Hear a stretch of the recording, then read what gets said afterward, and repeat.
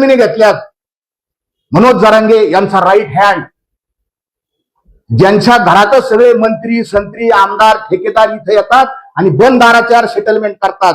मागच्या महिन्यात 29 तारखेला महाराष्ट्र राज्याचे मंत्री उदय सामंत हे पांडुरंग वसंतराव तारक यांच्या बंगल्यात आले. तिथं मनोज जरांगे आणि हे दोघं तिघं, गंगाधर काळकुटे, संजय कटारे, हे 4-5 जण बसले आणि 2 तास बंद दाराच्या आड जरांगे तुम्ही काय सेटलमेंट केली ती नंतर वकीस आली, ज्यावेळेस हे मंत्री निघून गेले.